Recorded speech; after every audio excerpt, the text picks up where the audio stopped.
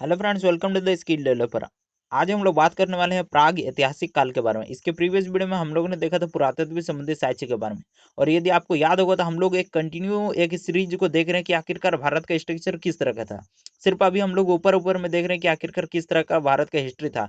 उसी सीरीज को कंटिन्यू करते हुए आज हम लोग देखेंगे कि आखिरकार प्राग ऐतिहासिक काल में भारत किस तरह का था। तो चलिए बिना देरी करते हुए शुरू करते हैं। तो पॉइंट नंबर 1 में है कि जिस काल में मनुष्य ने घटनाओं का कोई लिखित विवरण उद्भव नहीं किया उसे प्राग ऐतिहासिक काल कहते हैं। यहाँ पर पूरी तरह से डेफिनेशन समझा देता है कि आखिरकार प्राग ऐतिहासिक काल किसे कहते हैं। देखिए, इसके प्रीवियस वीडियो में हम लोगों ने देखा था कि पुरातत्व से संबंधित साक्ष्य, यानी कि वहां पर क्या होता था कि लोग दीवारों में, पत्थरों में या फिर कहीं पर जगहों में लिख दिया करते थे कि कौन सा घटना कब हुआ, कौन सा राजा की कब मृत्यु हुई, कौन सा राजा कब जन्म लिया, कौन सा घटना कब हुआ। इन सभी चीजों का मतलब हम लोग को लिखित प्रमाण मिल जाता है। लेकिन सोचिए, एक ऐसा भी तो काल रहा होगा, यानी कि समय रहा होगा जहां पर लोग पढ़ना लिखना नहीं जानते थे। यानी कि अभी अभी हम लोग जानवर से मनुष्य बने और हम लोग मान लीजिए कि थोड़ा सा समझ है, लेकिन हम लोग के पास लैंग्वेज नहीं है कि हम लोग अपने विचार का आदान प्रदान कर सके, यानी कि एक दूसरे से बात कर सके। इस काल को हम लोग प्राग ऐतिहासिक काल का नाम देते हैं। उसके बाद फिर आता है कि मानव विकास के उस काल को इतिहास कहा जाता है जिसका विवरण लिखित रूप में उपलब्ध है। यानी कि हम लोग इतिहास किसे कहते हैं, जहां पर हम लोगों को लिखित प्रमाण मिलता है कि कौन सा घटना कब हुआ। और हम लोग प्राग ऐतिहासिक काल किसे कहते हैं, उस काल को जहां पर हम लोग को लिखित प्रमाण नहीं मिलता है। ठीक है, समझ गए कि कहाँ पर इतिहास हम लोग मतलब उस, मान लीजिए कि इतना इतना बड़ा इतिहास है। ठीक है, तो हम लोग यहाँ से मान लीजिए कि यहाँ से लेकर के इतना दूर तक इतिहास है। ठीक है, तो इतिहास मान लीजिए कि हम लोग यहाँ पर यहाँ तक का लिखित प्रमाण मिलता है, तो इसे हम लोग इतिहास कहेंगे और इसे हम लोग प्राग ऐतिहासिक काल कहेंगे। यानी कि यहाँ पर हम लोग को लिखित प्रमाण नहीं मिलता है। ठीक है, मैं यहाँ पर आप लोगों को कोई ड्राइंग करके नहीं समझा रहा हूँ, इसलिए समझने की कोशिश कीजिए। ये यहाँ पर डीप है इसलिए। ठीक है, आई होप आप लोग समझ गए होंगे। और नेक्स्ट में आते हैं हम लोग आदि ऐतिहासिक काल। उस काल को कहते हैं जिस काल में लेखन कला का प्रचलन के बाद उपलब्ध लेख पढ़े नहीं जा सके। आदि ऐतिहासिक काल उस काल को कहते हैं जिस काल में लेखन कला के प्रचलन के बाद लेख पढ़े नहीं जा सके। अब कैसे, देखिए, एक ऐसा समय जहां पर लोग लिखना जानते थे लेकिन उन लेखों को पढ़ा नहीं जा सका। अब इसका क्या रीजन हो सकता है। पहला तो मेरे अंदाज से ये होगा कि उन उन लोगों ने ऐसा कोई लैंग्वेज विकसित किया होगा जो मतलब पूरी तरह से फैला नहीं। मान लीजिए कि यहाँ पर कुछ, हम लोग भारत में, ठीक है, और हम लोगों ने हिंदी का प्रचलन किया, यानी कि हम लोगों ने हिंदी लैंग्वेज बनाया। सिर्फ मान लीजिए आप, और यहाँ पर है मान लीजिए अमेरिका, ठीक है, उन लोगों ने इंग्लिश बनाया। तो इंग्लिश का क्या किया उन लोगों ने, एक एक इधर उधर जाते गया, उसके बाद फिर वो मतलब पूरे विश्व में फैल गया। लेकिन हम लोगों ने क्या किया कि हिंदी, हम लोग यहीं पर रह रहे हैं और यहीं पर मान लीजिए कोई बाढ़ उड़ आ गया और वहीं पर हम लोग मर गए। तो हम लोगों को सिर्फ लिखित साहित्य रह गया, लेकिन हम लोगों को लैंग्वेज चूंकि हम ही लोगों ने बनाया था और हम लोगों को कोई पढ़ने वाला नहीं था, इसलिए अमेरिका वालों ने समझ ही नहीं पाया कि आखिरकार भारत के लोग क्या क्या लिख करके गए। तो इसे हम लोग आदि ऐतिहासिक काल कहते हैं, जहाँ पर हम लोग को मतलब लिखित साहित्य तो मिलता है लेकिन उसे हम लोग पढ़ नहीं पाते, इवन कह सकते कि मतलब समझ में नहीं आ रहा है, उसे हम लोग आदि ऐतिहासिक काल कहते हैं। उसके बाद फिर ज्ञानी मानव। ज्ञानी मानव का प्रवेश इस धरती पर आज से लगभग 30 या 40 हजार वर्ष पूर्व हुआ। 30 या 1000 साल पूर्व हम लोग मतलब कह सकते कि बंदर से हम लोग इंसान बने थे। ठीक है, उसके बाद फिर नेक्स्ट में आता है कि पूरा पाषाण युग या पूरा पाषाण काल के मानव की जीविका का मुख्य आधार शिकार था। शिकार का पूरा पाषाण में आदि मानव के मनोरंजन के साधन भी थे। यानी कि पूर्व पाषाण, देखिए यहाँ पर आप थोड़ा सा मतलब डीप में मत जाइए कि आखिरकार पूर्व पाषाण युग किसे कहते हैं, पूरा पाषाण काल किसे कहते हैं, इसे हम लोग आगे में चल करके पढ़ेंगे। तो अभी थोड़ा सा मतलब धैर्य बना करके रखिए। ठीक है, तो पूर्व पाषाण युग और या पूर्व पाषाण काल के मानव की जीविका का मुख्य आधार शिकार था। शिकार या पूरा पाषाण काल में आदि मानव के मनोरंजन के साधन भी थे। यानी कि हम लोग वहाँ क्या करते थे, शिकार किया करते थे और जानवर से हम लोग खेला भी करते थे।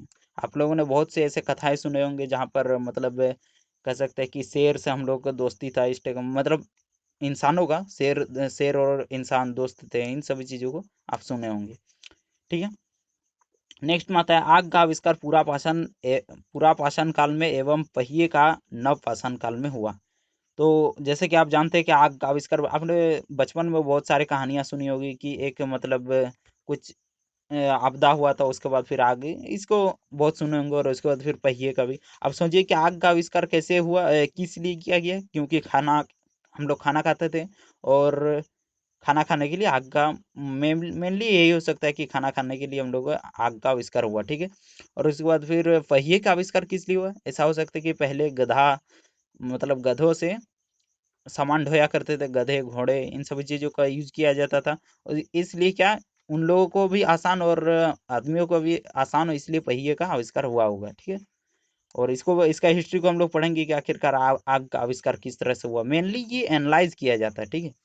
ये पूरी तरह से मतलब हम लोग नहीं कर सकते अब उतना साल पहले क्या क्या हुआ था, इन सभी चीज़ों को सिर्फ एनालाइज किया जाता है, ठीक है। नेक्स्ट में आता है, मनुष्य ने स्थायी निवास की प्रवृत्ति नव पाषाण काल में हुई थी तथा उसने सबसे पहले कुत्ता को पालतू बनाया। सबसे पहले कुत्ता को हम लोगों ने पालतू बनाया था, ठीक। मनुष्य ने सर्वप्रथम तांबा धातु का प्रयोग किया तथा उसके द्वारा बनाए जाने वाला प्रथम औजार कुल्हाड़ी, और प्राप्ति स्थल यहाँ पर लिखा हुआ है, इसे आप याद कर लीजिए।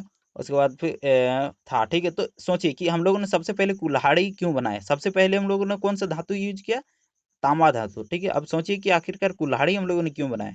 सिंपल सा है, क्योंकि हम लोगों को पेड़, लकड़ी इन सभी चीज़ों को काटने की जरूरत पड़ती थी, इसलिए सबसे पहले हम लोगों ने कुल्हाड़ी ही बनाई, ठीक है। अभी तक का रिसर्च में यही पता चलता है। उसके बाद फिर नेक्स्ट में आता है कि कृषि या आविष्कार नवपाषाण काल में हुआ। कृषि का आविष्कार नवपाषाण काल में हुआ। प्राग ऐतिहासिक अन्न उत्पादन स्थल मेहरगढ़ पश्चिमी बलूचिस्तान में अवस्थित है। कृषि का आविष्कार, या ये मतलब यहाँ पर क्या कहा जा रहा है कि कृषि का आविष्कार नवपाषाण काल में हुआ, यानी कि नवपाषाण काल से ही हम लोग कृषि कर रहे हैं। प्राग ऐतिहासिक अन्न उत्पादन स्थल, प्राग ऐतिहासिक, जैसे कि हम लोगों ने पढ़ा था, याद होगा आपको कि प्राग ऐतिहासिक काल किसे कहते हैं, उसका वहां पर जहां पर हम लोग को लिखित प्रमाण नहीं मिलता है, ठीक है। प्राग ऐतिहासिक अन्न उत्पादन स्थल मेहरगढ़ पश्चिमी बलूचिस्तान में अवस्थित है, यानी कि हम लोग को एक कह सकते हैं कि कुछ औजार मिला होगा, उससे हम लोग एनालाइज करने की कोशिश की कि उस टाइम कृषि किया जाता था। मे भी हो सकता है कि हल मिला होगा। तो उसके बाद फिर कृषि के लिए अपनाई गई सबसे प्राचीन फसल गेहूं, ठीक है, पहली फसल है, एवं जो लेकिन मानव द्वारा सर्वप्रथम प्रयुक्त अनाज चावल था, यानी कि सबसे पहले हम लोगों ने गेहूं का उत्पादन स्टार्ट किया, लेकिन सबसे पहले हम लोगों ने खाया चावल, ठीक है। गेहूं और जो सबसे पहले था, लेकिन प्रयुक्त यानी कि उपयोगी हुआ हम लोग को चावल। और नेक्स्ट में आता है कि कृषि के प्रथम उदाहरण मेहरगढ़ से प्राप्त हुआ। कोल्डी हवा का संबंध चावल के प्राचीनतम साहित्य से, यानी कि हम लोग जैसे कि मैंने बताया था आप लोगों की, क्या सिर्फ हम लोग एनालाइज करते हैं यहाँ पर, ठीक है। मतलब कोई भी प्रोडक्ट मिला, मान लीजिए कुछ सामान मिला, तो उससे हम लोग सिर्फ एनालाइज करते हैं, लिखित तो कोई प्रमाण है नहीं कि कौन सी सेंचुरी का होगा, ठीक। तो ये मेहरगढ़ में पाया जाता है। मेहरगढ़ में हम लोग को कुछ मिला होगा, जिससे हम लोग को पता चलता है कि कृषि उस टाइम में स्टार्ट हो गया था।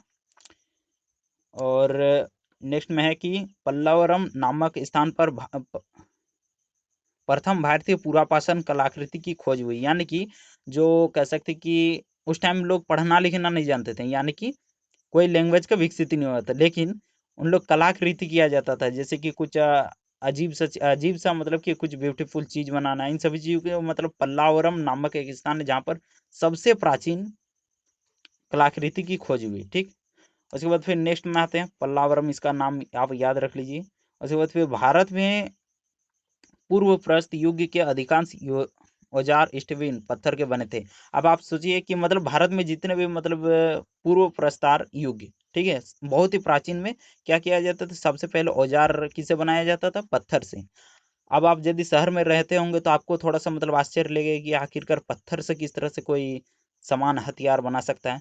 तो मैं मेनली बता देना चाहता हूँ कि जो गांव में है उनको ज़्यादा आश्चर्य नहीं होगा, क्योंकि गांव में आप देखते होंगे कि आप यदि बचपन में, मैं भी जब बचपन में था तो पत्थर से हथियार बनाया करता था। वो मेरे लिए एक चाकू होता था। अब कैसे, क्योंकि पत्थर से पत्थर को ही हम लोग काट काट करके औजार बनाते थे, थोड़ा सा खेलने के लिए। और आपने देखा होगा टीवी में या फिर कहीं पर भी कि पत्थर से किस तरह का औजार बनाया होता है, तो इससे ज़्यादा डीप में मत जाइए कि सबसे पहले पत्थर का ही बनाया था, क्योंकि हम लोग के पास कुछ कह सकते हैं लोहा धातु इन सब चीज़ों का तो पर्याप्त था नहीं, ठीक है। तो रॉबर्ट ब्रूस फुट पहले व्यक्ति थे जिन्होंने 1863 ईस्वी में भारत में पूर्व पाषाण कालीन औजार की खोज की। रॉबर्ट ब्रूस फुट सबसे पहले व्यक्ति जिन्होंने 1863 ईस्वी में भारत में पूर्व पाषाण कालीन औजारों की खोज की, यानी कि उस काल का उस काल जहाँ पर लोग पढ़ना लिखना नहीं जानते थे, सबसे पहले 1863 ईस्वी में रॉबर्ट ब्रूस फूट ने खोज की थी, मतलब औजार की। ठीक। नेक्स्ट में आते हैं, भारत का सबसे प्राचीन नगर मोहनजोदड़ो था, सिंधी भाषा में जिसका अर्थ मृतकों का टीला। मोहनजोदड़ो के बारे में हम लोग पढ़ेंगे, और सिंधी भाषा में इसका मतलब क्या होता है कि मृतकों का टीला। मोहनजोदड़ो मतलब मृतकों का टीला। ठीक। उसके बाद नेक्स्ट में है, असम का सफेद भ्रू गिबन भारत में पाए जाने वाला एकमात्र मानव कपि है। यहाँ पर गौर कीजिए कि सफेद भ्रू गिबन मतलब क्या होता है कि ये एक प्रकार का जाति है, जो मतलब जैसे कि आप जानते हैं कि हम लोग पहले बंदर थे, मतलब इंसान सबसे पहले बंदर था, उसके बाद फिर ये धीरे धीरे करके इंसान बन गया, यानी कि अब हम लोग का मतलब स्ट्रक्चर कह सकते हैं कि हम लोग चेंज हो चुका है। तो किससे पता चलता है कि हम लोग एक्चुअल में पहले बंदर थे? ये सफेद भ्रू नामक एक जाति पाई जाती है, जिसमें जो कि असम में है। उससे हम लोग को ये यहाँ पर कपी मतलब होता है बंदर, मतलब एक प्रकार का जाति हम लोग को सिर्फ यही सफेद भ्रू सफेद भ्रू गिबन जाति बचा है, जिससे हम लोग को पता चलता है कि एक्चुअल में हम लोग बंदर थे। ठीक है, मतलब इसके कह सकते हैं डीएनए से हम लोग को पता चलता है। उसके बाद फिर इनाम गांव त्राम पाषाण युग की एक बड़ी बस्ती थी, इसका संबंध जारवे संस्कृति से। जारवे संस्कृति के बारे में भी हम लोग पढ़ेंगे आगे में चल करके, और ईमान गांव यहाँ पर आप देखेंगे कि इसका भी हिस्ट्री पढ़ेंगे। ठीक है, तो ये मेनली मैं यहाँ पर थोड़ा सा आपको स्पीड में इसलिए लेकर के जा रहा हूँ क्योंकि आपको मैं कितना भी अभी बता दूँ, इसका पूरी तरह से आपको याद रहेगा ही नहीं, तो बेकार में फालतू को बोल करके कुछ फायदा नहीं है। उसके बाद फिर नेक्स्ट में, भारत में शिवालक की पहाड़ी से जीवाश्म का प्रमाण मिलता है, यानी कि शिवालक शिवालक की पहाड़ी से हम लोग को पता चलता है। ये शिवालक आप सोच रहे हैं कि उत्तर प्रदेश से शायद आई थिंक ऊपर होगा, उस तरह मतलब वहां पर भी लोग जीवित थे, यानी कि लोग वहां पर रहते थे उतना पहाड़ी इलाकों में भी उस टाइम के। ठीक। हम लोग कौन सा काल पढ़ रहे हैं? प्राग ऐतिहासिक काल। सोचिए, जहां पर लोग पढ़ना लिखना नहीं जानते, तो उस टाइम में भी पहाड़ी में लोग रहा करते थे। ठीक है, तो इससे क्या पता चलता है हम लोग कि मतलब उस टाइम में भी लोग बहुत थे, क्योंकि इधर उधर कहीं पर गए होंगे, मैं भी छोड़िए इसको। और नेक्स्ट में आता है, प्राग ऐतिहासिक काल में भीमबेटका गुफाओं के शैलचित्र के लिए प्रसिद्ध है।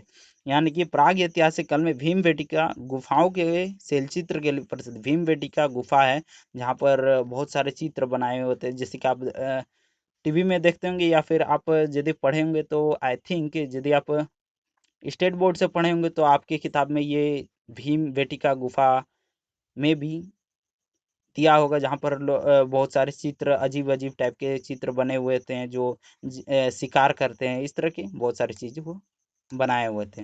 उसके बाद फिर नेक्स्ट में आते हैं कि भारत में मनुष्य से संबंधित सबसे पहला प्रमाण नर्मदा घाटी में मिलता है।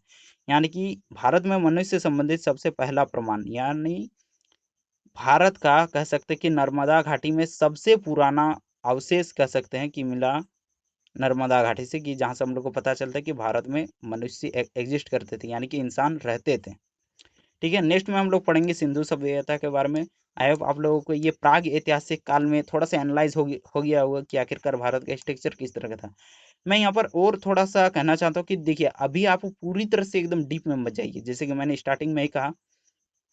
और सिर्फ हम लोग क्या होता है कि सबसे पहले हम लोग एक बेसिक सा माइंड कॉन्सेप्ट क्लियर करना चाहिए कि आखिरकार किस तरह के स्ट्रक्चर रहा होगा, यानी कि हम लोग का इतिहास किस तरह का रहा होगा, मनुष्य किस तरह रहते होंगे।